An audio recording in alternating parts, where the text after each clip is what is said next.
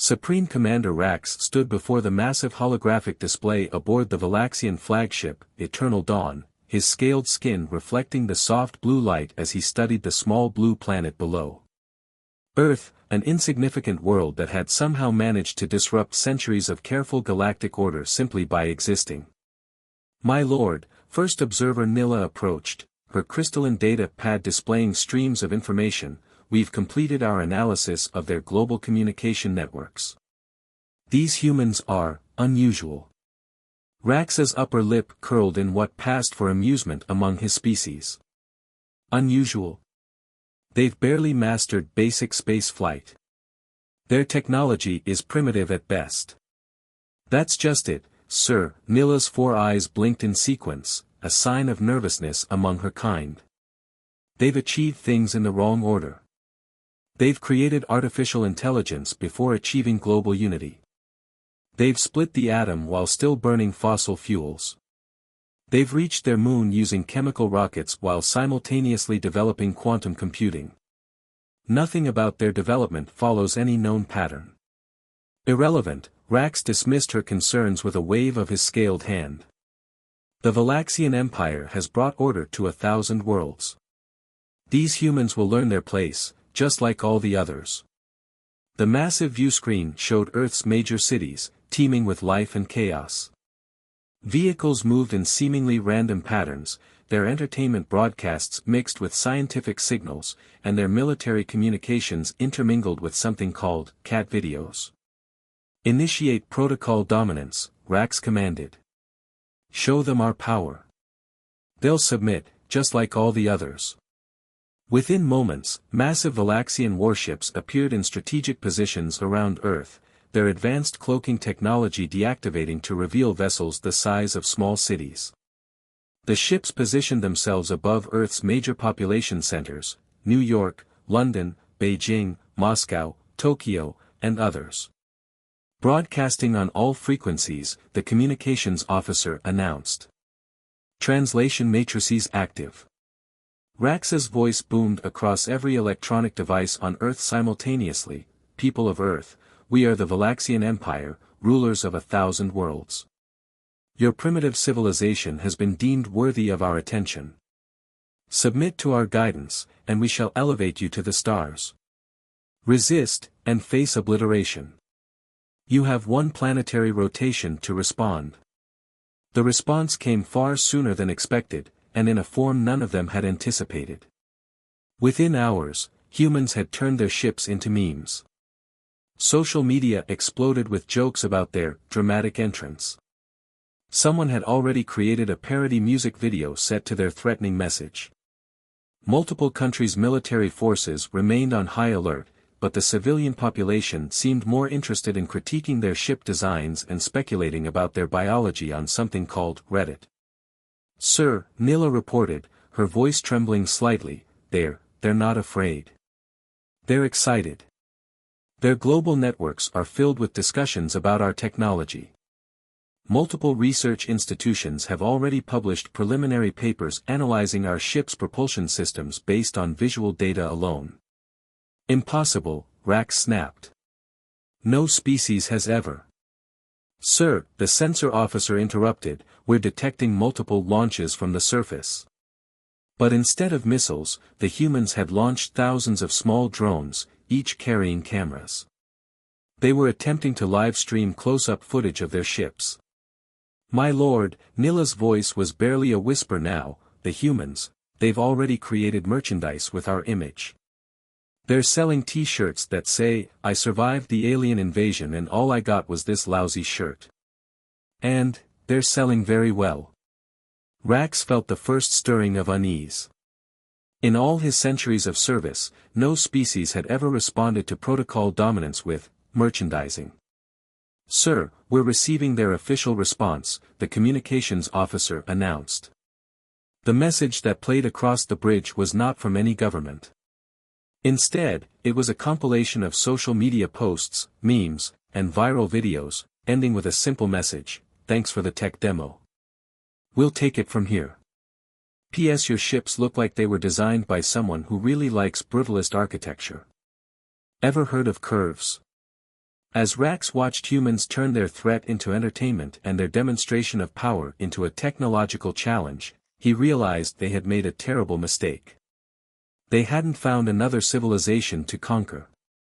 They had awoken something far more dangerous, human creativity fueled by spite. "My lord," Nila said quietly, "should we proceed with protocol dominance?" Rax stared at the view screen, where humans were now organizing a global competition to reverse engineer their technology, complete with corporate sponsorships and a reality TV show format. "No," he said finally. "Contact the High Council. Tell them we've encountered something unprecedented." On the screen below, humanity continued its chaotic response to their arrival, turning what should have been their moment of triumph into something between a global party and the largest technological challenge in human history. The invasion had failed before it began, not through force of arms, but through humanity's unique ability to turn any threat into an opportunity for innovation, entertainment, and despite it all, unity through collective defiance. The Valaxian High Council's emergency session had gone on for 3 standard cycles, with growing agitation visible in every member's scaled features. Admiral Rax's hologram stood at the center, delivering a report that grew more concerning by the minute. "The humans have done what?" High Counselor Zena's scales shifted from their usual royal blue to a mottled gray of disbelief. "They've created something called Operation Reverse Uno," Rax explained, his voice carrying the weariness of someone who hadn't slept in days. "It's a global initiative combining their leading scientific institutions, private technology companies, and, what they call, garage inventors." First Observer Nila's data streams now displayed across the council chamber, showing countless human social media feeds, research papers, and collaborative platforms. "They've turned our threat into what they call a speedrun challenge. Multiple nations have redirected their entire scientific budgets into understanding our technology. But it's not just their governments, civilians are contributing." The chamber's displays showed scenes from around Earth, teenagers in bedrooms analyzing footage of Valaxian ships, retired engineers posting detailed theoretical breakdowns of their propulsion systems, university students organizing global hackathons to decrypt their communications. "This platform called TikTok," Nila continued, "has become flooded with what they call alien tech theories. Some are absurd, but others—" She paused, her 4 eyes blinking rapidly, "others are disturbingly accurate. Surely their primitive technology can't." One council member began. "They're networking," Rax interrupted. "Their entire species is functioning as one massive research and development team. They call it crowdsourcing. When one person makes a breakthrough, it's shared instantly across their global networks. They're learning at an exponential rate." The displays showed more footage, a group of high school students in Japan successfully replicating a small-scale version of Valaxian energy shielding, a garage inventor in Brazil theorizing correctly about their quantum communication principles, a collaboration between Indian and Canadian universities unraveling the basics of their FTL drive technology. "Most concerning," Nila added, "is something they call open-source development. They're not competing against each other, they're sharing everything. Every failure, every success, every theory is uploaded to their global network for others to build upon." High Counselor Zena rose from her seat, her scales now a deep purple of alarm. "How are they coordinating this? Where is their central authority?" "That's just it," Rax replied, "there isn't one. It's chaos, but chaos with a purpose. They've created something called Project Humanity's Response, a decentralized platform where anyone can contribute. Their motto is, Spite Drives Innovation." The council watched in horror as humans turned their technological superiority into a global puzzle to be solved. Memes and scientific breakthroughs existed side by side. Serious research papers were discussed alongside jokes about alien fashion sense. "We must act," another council member declared. "Shut down their global network." "We tried," Nila admitted. "They adapted. Created new networks. Their technology is primitive, but incredibly resilient. They call it the Internet of Things. It's everywhere, in everything. And now. She hesitated. Continue, Xena commanded.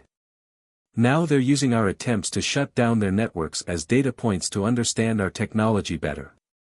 They're learning from our every move.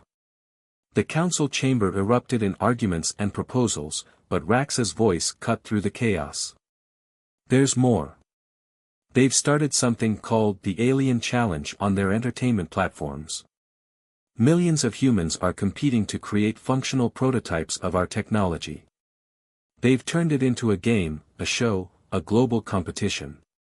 The displays showed clips from these challenges, teams of engineers working around the clock, celebrating breakthroughs with dance moves, sharing their failures with humor and determination.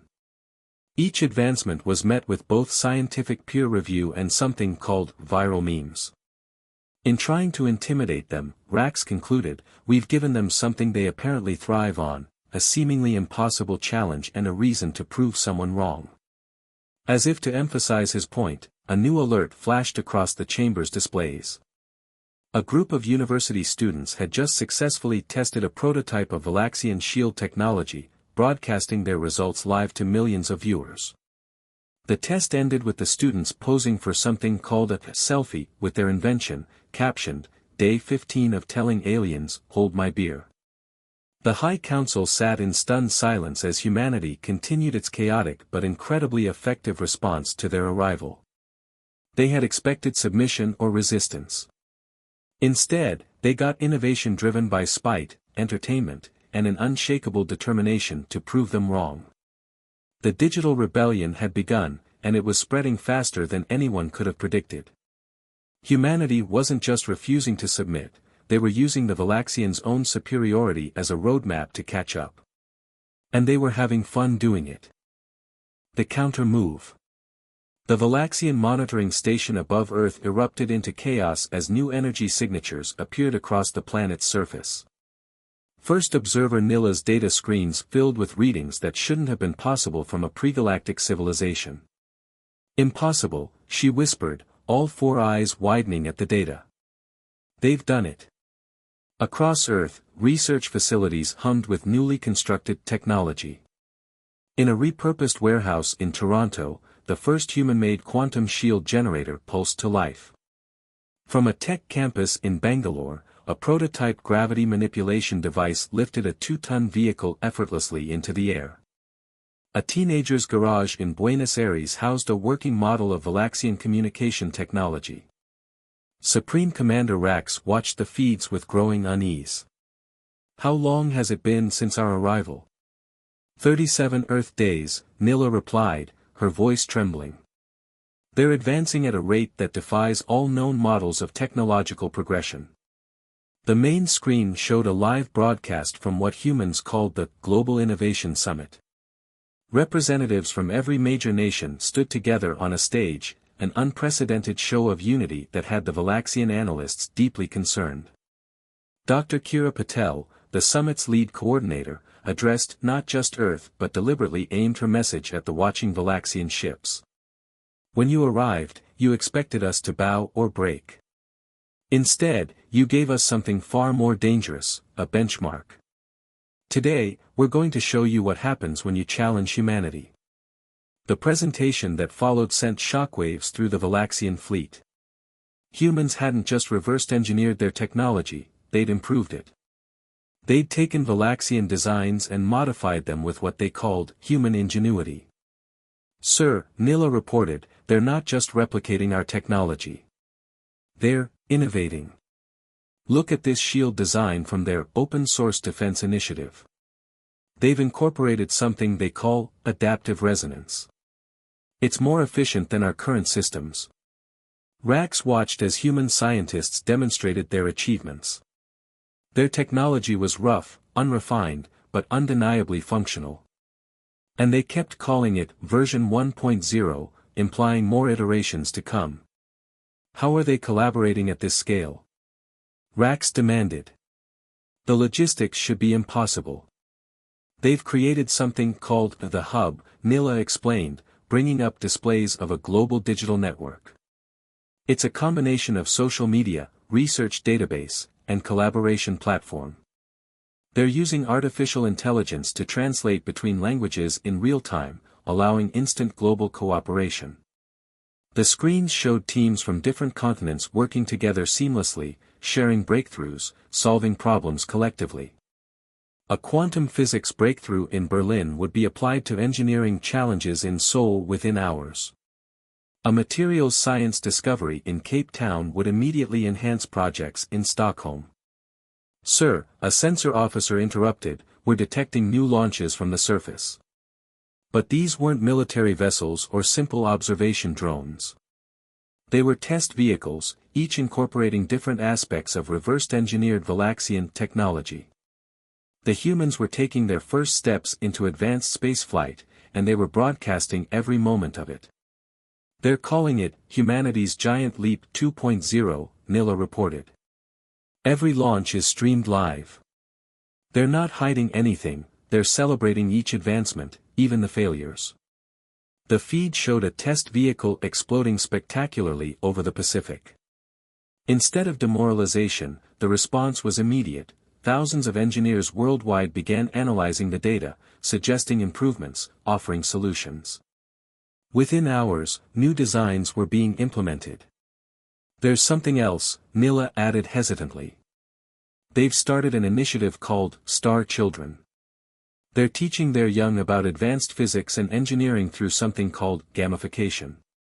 They're preparing the next generation even as they advance."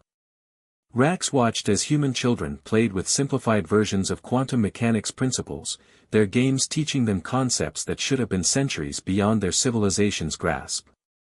"Sir," Nila's voice carried a note of genuine fear now, "they're not just catching up. At their current rate of advancement, they'll surpass us," Rax finished grimly. "Not in centuries or decades, but months," Nila confirmed. Their chaotic approach to innovation, their ability to collaborate globally while competing locally, their way of turning setbacks into opportunities, we've never seen anything like it. As if to punctuate this assessment, a new alert flashed across their screens. A group of university students had just successfully tested a prototype of something they called Enhanced FTL, a modified version of Valaxian faster-than-light technology that preliminary data suggested was 20% more efficient. They'd posted the complete designs online, free for anyone to use and improve. The counter-move was complete. Humanity hadn't just refused to submit, they'd taken the Valaxians' show of superiority and turned it into a blueprint for their own advancement. And they'd done it not through centralized control or careful planning, but through chaos, creativity, and an unrelenting desire to prove they could. Diplomatic chaos. The Grand Assembly Hall of the Galactic Council had never seen such disorder. Representatives from hundreds of advanced civilizations argued as reports from Earth continued to stream in. The Valaxians' failed intimidation attempt had sparked something unprecedented in galactic history. High Counselor Ven's bioluminescent form pulsed with agitation as he addressed the assembly. "These humans aren't just advancing, they're broadcasting their achievements across all known frequencies. Other worlds are watching." The massive display showed scenes from various member worlds. Species that had been peaceful, compliant members of galactic society for millennia were suddenly asking questions. Inspired by Earth's rapid advancement, they were beginning to challenge long-held restrictions on technological development. "The humans have created something called Galaxy Stream," reported Intelligence Director Thura, her holographic form flickering with concern. "They're sharing everything, their successes, their failures, their methodologies. They've turned our monitoring satellites into their own broadcasting network." The assembly watched as humans continued their chaotic but effective approach to advancement. A new presentation from Earth appeared on screen. Dr. Jun Nakamura stood before a global audience, unveiling what they called the Friendship Initiative. "To our galactic neighbors," Dr. Nakamura announced, "we extend a simple offer: collaboration. Our databases are open, our research is shared freely. Join us in the pursuit of knowledge without restrictions." After all, she smiled, the stars belong to everyone. This is unprecedented, declared Ambassador Krell of the Centaurian Collective. They're openly defying all established protocols for technological exchange. The assembly erupted again as reports came in of member worlds making contact with Earth through unofficial channels. Underground networks formed as species began sharing their own suppressed innovations, inspired by humanity's open-source approach. "Sir," Thera interrupted urgently, "the humans have launched something new. They're calling it Project Handshake, a series of satellites specifically designed to facilitate direct communication between civilizations, bypassing official channels." The displays showed the satellites deploying, their designs already being shared and improved upon by multiple species. The carefully maintained hierarchy of galactic civilization was unraveling in real time. "These humans," mused Elder Zan, speaking for the first time, "they've achieved something remarkable. Not through force or threat, but through openness.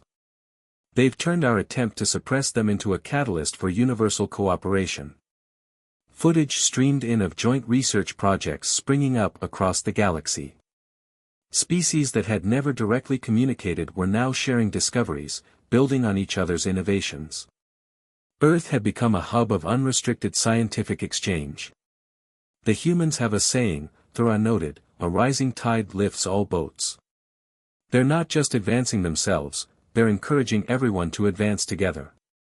As if to demonstrate this point, the screens showed the first joint human-alien research facility opening in Kenya. Scientists from 3 different worlds working alongside humans, their combined knowledge accelerating progress exponentially. "We can't stop this," Ven realized aloud. Any attempt to suppress it now would only validate their approach and encourage more rebellion. The assembly fell silent as they watched their carefully ordered galaxy transform.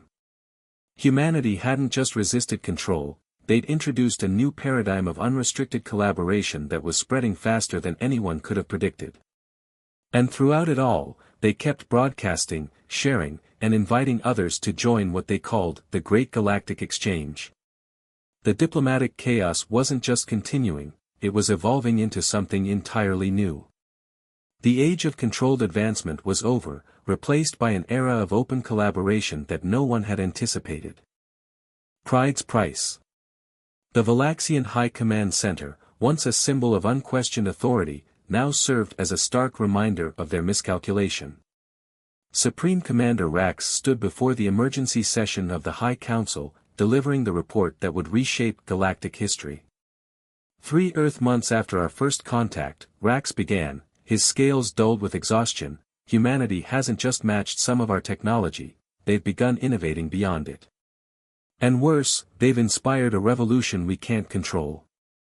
The holographic displays showed scenes from across the galaxy, dozens of civilizations openly sharing technology, collaborative research stations appearing on multiple worlds, and Earth at the center of it all, acting as a hub of unrestricted innovation. Their latest initiative, First Observer Nilla reported, is called Universe University. It's an open platform for cross-species scientific collaboration. Already, 15 formerly restricted civilizations have joined. The Council watched as humans hosted the first Galactic Science Summit, broadcast live across the galaxy. Representatives from various worlds demonstrated new technologies born from their combined knowledge. The humans' chaotic but effective approach to innovation had sparked something unprecedented, genuine cooperation between species. "We face a choice," High Counselor Zena declared, her scales shifting to the deep purple of grave concern. "Continue attempting to maintain control and face increasing rebellion, or adapt," Elder Vax finished, speaking for the first time. "These humans have shown us something we'd forgotten, the power of unrestricted collaboration." The displays showed the latest breakthrough. A joint human-alien team had developed a new form of faster-than-light travel, more efficient than anything in known space. They'd immediately shared the designs galaxy-wide, calling it humanity's gift. "They've weaponized generosity," Rax observed with grudging admiration. "Every attempt we've made to restrict them has been met not with force, but with sharing. They've turned our pride against us." A new alert flashed across the screens, Earth was broadcasting again. But this time, it wasn't a scientific announcement.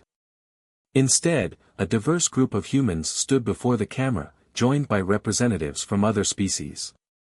To the Valaxian Empire, they began, we extend an invitation. Join us. Not as rulers or subjects, but as equals. Your knowledge, combined with the creativity of all species, could unlock wonders we've yet to imagine. Pride's price doesn't have to be defeat, it can be growth. The council chamber fell silent as the implications sank in. The humans hadn't just resisted their authority, they'd rendered it obsolete.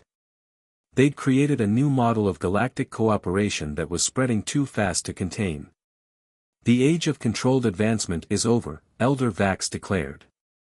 These humans have shown us a better way. The question is, do we have the wisdom to accept it? As the council debated, Earth continued broadcasting, sharing, innovating.